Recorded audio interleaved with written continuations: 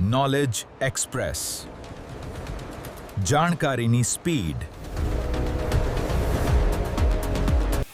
નમસ્તે, હું પ્રાધ્યાપક શિરીષ કુલકર્ણી, વડોદરાની મહારાજા સયાજીરાવ યુનિવર્સિટીના ફેકલ્ટી ઓફ કોમર્સમાં department of accounting and financial મેનેજમેન્ટમાં પ્રોફેસર હતો, હેડ હતો.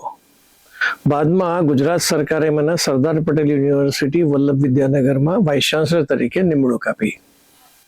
ત્યાં મેં 2 ટર્મ કામ કર્યું છે. અહીંયા ગુજરાત ન્યૂઝના પ્રકાશભાઈ વર્માના કારણે હું આપ લોકોની સમક્ષ ઉપસ્થિત છું. આજે પણ ફરીથી આપણે વાત કરવાના છે ગુડ્સ એન્ડ સર્વિસીસ ટેક્સ 2017.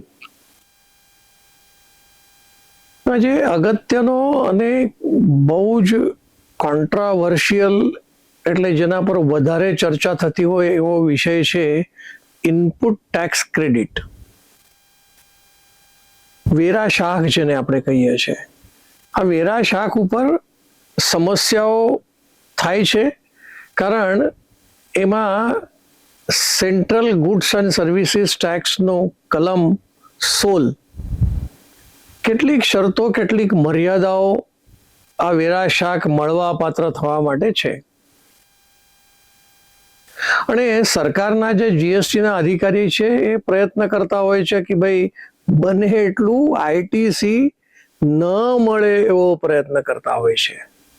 અને એના કારણે પછી જે વ્યાપારી છે એ વ્યાપારીને તકલીફ પડે, એટલે જે વિરોધાભાસ થાય છે એ વિરોધાભાસના કારણે છેલ્લે પછી એ કોર્ટમાં જાય છે, ન્યાયાલયમાં કેસ થતા હોય છે આ ઇનપુટ ટેક્સ ક્રેડિટના કારણે. હવે આ સેક્શન 16 જે કહે છે એના પ્રમાણે જ્યારે વેપારી માલ ખરીદે છે ત્યારે એને ઇનપુટ ટેક્સ ક્રેડિટ મળે, કારણ એને સપ્લાયરને જીએસટીના પૈસા ચૂકવી દીધા છે, જેની એને ક્રેડિટ મળે. પણ એ જ્યારે એમ કહેતો હોય કે હા મેં પૈસા ચૂકવ્યા, તો સામે જે સપ્લાયર છે એ સપ્લાયરે સરકારને ચૂકવવા પડે, કેમ કે ક્રેડિટ કોણ આપે છે? તો સરકાર આપે છે. જે ખરીદનાર છે એની પાસે બધા જ પ્રકારના પુરાવાઓ છે. દાખલા તરીકે જ્યારે માલ મળ્યો હોય ને તો જ ક્રેડિટ મળે. એ ખરીદનાર પાસે માલ આવી જાય તો જ એને ક્રેડિટ મળે. ઇનવોઇસ એટલે સપ્લાયરે આપેલું બિલ, એ પણ ખરીદનારની પાસે હોય તો જ એને ઇનપુટ ટેક્સ ક્રેડિટ મળે. આવી બધી શરતો છે. અને શરતોમાં જ્યારે પણ ભંગ થતો હોય તે વખતે ઇનપુટ ટેક્સ ક્રેડિટનું ડિનાયલ થાય છે, નકારવામાં આવે છે કે ભાઈ તમને જીએસટીની ઇનપુટ ટેક્સ ક્રેડિટ નહીં મળે. કેસ થયો કર્ણાટકમાં. કર્ણાટકના હાઈકોર્ટમાં કોર્ટ થયો આ ડિનાયલના કારણે. જીએસટીના અધિકારીઓએ ના પાડી કે ભાઈ તમને જીએસટીની ક્રેડિટ નહીં મળે. કંપનીનું નામ છે ઇન્સ્ટાકાર્ટ. એ ઇન્સ્ટાકાર્ટ છે ને પછી જ્યારે ડિનાયલ આવ્યું, એમને જ્યારે બોલાયા ત્યારે એ ગયા, તો પણ એ લોકોએ ના પાડી કે ભાઈ તમને ક્રેડિટ નહીં મળે. તો પછી હવે બેચારા જાય ક્યાં? ઇન્સ્ટાકાર્ટ વાળા. એ જેન્યુન હતા, પણ પેલા લોકો એને જેન્યુન નથી માનતા. કોને? સપ્લાયરને. કેમ કે સપ્લાયરે જીએસટીના પૈસા સરકારને ચૂકવવા પડે, એ એને નથી ચૂકવ્યા. એટલે ઇન્સ્ટાકાર્ટ પાછા કર્ણાટકની હાઈકોર્ટની અંદર કેસ દાખલ કર્યો. 2026ની વાત કરું છું, જૂની વાત નથી. 2026માં આ કોર્ટમાં કેસ ચાલ્યો. અને કોર્ટમાં જ્યારે કેસ ચાલતો હતો તે વખતે આ ઇન્સ્ટાકાર્ટ વાળાએ બધા જ પુરાવાઓ હાઈકોર્ટની સમક્ષ રજૂ કર્યા કે ભાઈ મને માલ મળ્યો છે, હા આ પુરાવો. મેં સપ્લાયરને પૈસા ચૂકવી દીધા, એનો પુરાવો આ રહ્યો.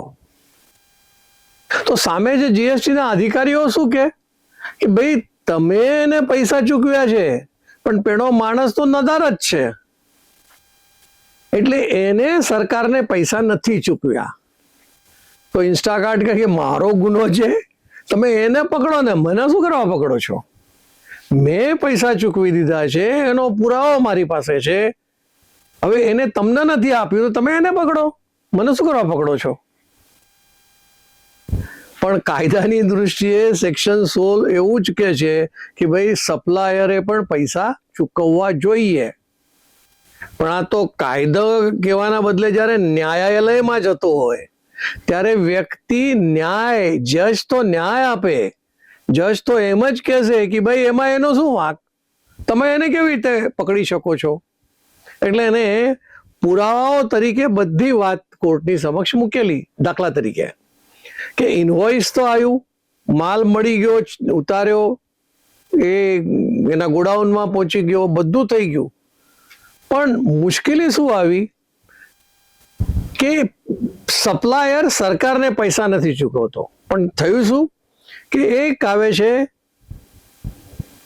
જીએસટીની એક GSTR એટલે goods and service tax return number 1, એના પછી આવે છે 1A અને પછી છે 2 ચાલતું જ નથી એટલે 2A આવે છે. તો 2A માં જ્યારે સપ્લાયર એન્ટ્રી નાખે કે હા મેં આટલા પૈસાનો માલ ઇન્સ્ટાકાર્ટને આપી દીધો અને એ માલ એમને મળ્યા પછી જે સપ્લાયર છે એ સપ્લાયરે પોતાના GSTR 1 માં નોંધણી કરે, ભૂલી ગયો હોય તો 1A માં નાખે, તો એની મેળે GSTR 2A માં પહોંચી જાય. એમાં કંઈ એન્ટ્રી કરવાની જરૂર નથી હોતી, પણ 2A માં ઓટોમેટિકલી એ 1 માં આવ્યું એટલે 2A માં પહોંચી જાય. 2A માં પહોંચવાનો અર્થ શું થયો? નથી ખરીદનારે કોઈ એન્ટ્રી કરવાની છે, નથી સપ્લાયરે કોઈ એન્ટ્રી કરવાની છે. એને GSTR 1 ભર્યો એટલે મારું આટલું વેચાણ થયું છે. હવે એ વેચાણ જ્યારે થઈ ગયું છે તો એની ઓટોમેટિક નોંધ 2A માં આવી જાય. હવે એ 2A માં પણ આવી ગયું. એ જે ઇન્સ્ટાકાર્ટ વાળા છે એ પણ એમને બતાવ્યું કે જો આ 2A માં આવ્યું એટલે એને તો માલ વેચ્યો છે, અમને મળ્યો છે, એ જાતે જાહેર કરે છે. તો પછી તમે ઇનપુટ ટેક્સ ક્રેડિટની ના કેમ પાડો છો? સરકારી ખાતું છે અને સરકારી ખાતા પ્રમાણે આ બધી વાતો ચાલતી હોય. હવે બીજો એ રસ્તો હોઈ શકે કે ન કેમ આવે, પણ હવે બીજા રસ્તાની આપણે ચર્ચા ન કરીએ કેમ કે કોર્ટમાં ગયો મેટર, અને કોર્ટમાં આ બધી વસ્તુઓ જ્યારે ખરીદનાર ઇન્સ્ટાકાર્ટે કોર્ટની સમક્ષ મૂકી દીધું એટલે કોર્ટની પાસે તો બીજો કોઈ રસ્તો જ નહોતો. એમને જીએસટીના અધિકારીને પણ પૂછ્યું, એમને કીધું અમારી પાસે છે નહીં, પૈસા આવ્યા નથી અમારી પાસે, અને પછી અમે એ જે સપ્લાયર છે ને શોધીએ છીએ, એ સપ્લાયરને શોધીને પણ અમને મળતો નથી, એટલે અમને એવું લાગ્યું કે આ જે વ્યવહાર છે આ જેન્યુન નથી, સાચો વ્યવહાર નથી એવું અમે માનીએ છીએ. એટલા માટે અમે ઇનપુટ ટેક્સ ક્રેડિટની એમને ના પાડી છે. આ ડિનાયલ અમે લોકોએ એટલા માટે કર્યું છે. તો કોર્ટે કીધું કે ભાઈ એમાં ગુનો વાંક ઇન્સ્ટાકાર્ટનો ક્યાંથી આવ્યો? એ તમે પુરવાર કરો કે ભાઈ એમનો ગુનો છે, એમને ગડબડ કરી છે. તો ન્યાયિક સિદ્ધાંત પ્રમાણે તો એમને બધી જ પૂર્તતા કરી છે, બધા જ પુરાવા એમની પાસે છે. તમે પુરાવા આપો કે ભાઈ એમને ન મળવું જોઈએ. તમારા કાયદામાં જોગવાઈ છે એ તમે કહો છો, પણ કાયદાની જોગવાઈ પ્રમાણે ન્યાય તો એને મળવું જોઈએ, અને ન્યાય ન મળે તો અમારે ન્યાય આપવું પડે એવું જજે કીધું. એટલે છેલ્લે જે કન્ક્લુઝન આવ્યું એ કન્ક્લુઝન તો ફક્ત એટલું જ આવ્યું કે ભાઈ તમારે એને ઇનપુટ ટેક્સ ક્રેડિટ આપવી જ પડશે એવો એક કન્ક્લુઝન એમને જજે આપી દીધું. એટલે ઇન્સ્ટાકાર્ટ આમાંથી નીકળી ગયું. પણ આવા કેસીસ અનેક થતા હોય છે કે GSTR 2A માં નોંધાયું, પછી આગળ જાય છે ને ત્યારે જ્યારે એને ક્રેડિટ મળી છે, ઇન્સ્ટાકાર્ટને ક્રેડિટ મળી હોય તો ક્રેડિટનો ઉપયોગ કરવાનો છે, કેમ કે એને પણ એનું વેચાણ ચાલતું હોય. હવે એનું વેચાણ ચાલતું હોય ત્યારે સરકારને એને જીએસટી ચૂકવવાની છે. તો સ્વાભાવિક છે આ ઇનપુટ ટેક્સ ક્રેડિટ એક ક્રેડિટ નહીં, ઇટ્સ અ કેશ, એક પ્રકારની રોકડ રકમ છે જે એના વેચાણ ઉપર જ્યારે સરકારને એને ચૂકવવાનું આવે છે તે વખતે એના બાદ મળે છે. ઇનપુટ ટેક્સ ક્રેડિટ એને બાદ મળે છે. તો ઇન્સ્ટાકાર્ટ આમાંથી વંચિત થશે કેમ કે એને ઇનપુટ ટેક્સ ક્રેડિટ સરકારે કાં તો જીએસટીના અધિકારીઓએ ના પાડી છે. તો આવું જ્યારે જ્યારે થતું હોય છે ને ત્યારે વાંક ગુનો કોઈક બીજાનો, એને તમે શોધો એવું કોર્ટે કીધું, પણ એને કરવાના બદલે ઇન્સ્ટાકાર્ટની હાલત બગાડી નાખી. તો આવા અનેક કિસ્સાઓ બને છે કે જ્યારે જ્યારે ઇનપુટ ટેક્સ ક્રેડિટ ના પાડવામાં આવે ત્યારે જે માણસ ખરીદનાર છે એને તકલીફ પડે છે, અને એટલે જ ખરીદનાર પાછા કોર્ટની અંદર દાવાઓ દાખલ કરે છે અને દાવાઓમાંથી ન્યાય મળે છે. પણ ઘણી વખત એવું પણ બને છે કેમ કે સેક્શન 16 એવું કહે છે કે ભાઈ સરકારને જીએસટીની રકમ સપ્લાયરે જમા કરેલી હોવી અત્યંત આવશ્યક છે. જો એ ન કરે તો એને જીએસટીની ક્રેડિટ નહીં મળે. એટલે આવા કિસ્સાઓ જ્યારે વધારેના વધારે બનતા હોય તે વખતે જે માણસ દુભાયેલો હોય, જેને આ નુકસાન થતું હોય, એ નુકસાને સહન કરી શકતો નથી.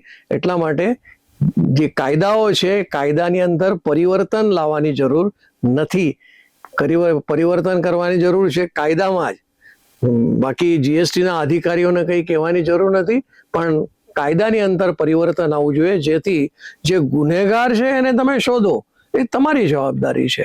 પણ એ શોધવાના બદલે જીએસટીના અધિકારી દંડે છે કોને કે જેને ખોટું જ કર્યું નથી તો પણ એને એ લોકો દંડિત કરે છે, એ વાત સાથે કોઈ તૈયાર નથી થતું.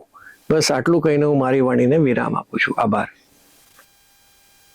હવે જ્યારે એકલી ઇનપુટ ટેક્સ ક્રેડિટના કારણે થાય છે એવું નથી. ઘણી વખત એવું બને છે કે વસ્તુ તમને મળી જ નથી, રસ્તામાં છે, તો આવશે ત્યારે જીએસટીની ક્રેડિટ મળે, અને એ જીએસટીની ક્રેડિટ માલ મળ્યાનો પુરાવો પણ તમારી પાસે હોવો જોઈએ. પણ ઘણી વખત એવું બને છે કે એ રસ્તામાં છે અથવા મળ્યાના પુરાવાઓ તમારી પાસે ન હોય તો પણ આ મુશ્કેલી ઊભી થઈ શકે. આ એક વસ્તુ. બીજું, જ્યારે તમારો માલ સપ્લાયર પાસેથી નીકળે છે ત્યારે એનું ઇનવોઇસ આવવું જોઈએ. અને માનો કે ઇનવોઇસ બનાવનાર સપ્લાયર એ ધ્યાન રાખે કે જો ઇનવોઇસની અંદરની જે રકમ છે એ રકમ જો 50,000 કરતાં વધારે હોય તો પછી એ કિલોમીટરનું અંતર હોય, 10 કિલોમીટરનું હોય કે જેટલું પણ હોય, પણ 50,000 રૂપિયાની રકમ થઈ ગઈ એટલે સપ્લાયરે ઈ વે બિલ ભરવાનું જ હોય.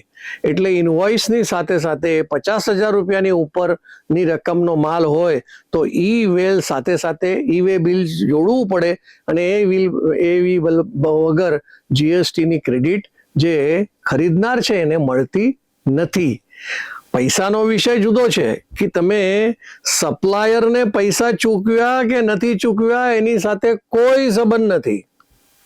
જીએસટીનો અધિકારી ફક્ત એટલું જ જોઈએ કે ભાઈ તમારી પાસે ઇનવોઇસ આવ્યું, તમારી પાસે માલ આવ્યો એટલે તમને જીએસટીની ક્રેડિટ મળે જ. હવે જે ક્રેડિટ મળવા માટે જે જોગવાઈ છે કે ભાઈ સપ્લાયરે પૈસા સરકારને ચૂકવવા જોઈએ એ બરાબર છે કે સેક્શન 16 કહે છે, પણ કોર્ટમાં જાય ત્યારે કોર્ટ 100% એને ના જ પાડતી હોય છે. એવું આપણે ધ્યાનમાં રાખવાની આવશ્યકતા છે. ઘણી વખત એવું પણ બને છે કે ભાઈ જ્યારે ઇનવોઇસ આવતું હોય ત્યારે એ ઇનવોઇસની અંદર ડિટેલ્સ જે છે એ ડિટેલ જે જોઈએ છે એ આવવી જોઈએ. દાખલા તરીકે ખરીદનારનું નામ, સરનામું અને ખરીદનારનો GSTIN આ બંને લખેલું હોય. સપ્લાયરનું તો ઉપર હોય જ કેમ કે એનું તો ટાઇટલ જ હશે, અને એ ટાઇટલની ઉપર જ પાછું એનો પણ જીએસટીનો નંબર હોય જ. એટલે એ બંને ન હોય વિગતો ઇનવોઇસમાં તો પણ જીએસટીની ક્રેડિટ ડિનાય કરવાની શક્યતા રહે છે. એટલે ખરીદનારે પણ આ બધી વિગતો જોવી જોઈએ. જ્યારે પણ જીએસટીની રકમ લખવાની હોય ને તે વખતે સી જીએસટીની રકમ અને આઈ જીએસટીની રકમ આ બંને જુદી જુદી 50% દેખાડેલી હોવી જોઈએ. અને જ્યારે કોઈક ઇમ્પોર્ટનો કે એક્સપોર્ટનો વિષય હોય ત્યારે એની જગ્યા પર આ જીએસટી આવે. એક રાજ્યમાંથી બીજા રાજ્યમાં માલ જતો હોય ત્યારે આ જીએસટી લખવાની હોય. Integrated goods and services tax આ બીજા રાજ્યમાં થતું હોય ત્યારે. એટલે વિગતે હંમેશા આ બધી વસ્તુ ખરીદનારે કે સપ્લાયરે બંને જોવાની છે. નહીતર જીએસટીના અધિકારીઓ તો તૈયાર બેઠા જ છે કે તમને ગમે તેમ ડિનાય કરવાનું, ક્રેડિટ નહીં મળે એની વ્યવસ્થા કરવાનું. એટલે આપણે આ બધી વાતોથી સજાગ રહેવાની આવશ્યકતા છે. આભાર. નોલેજ એક્સપ્રેસ, જાણકારીની સ્પીડ.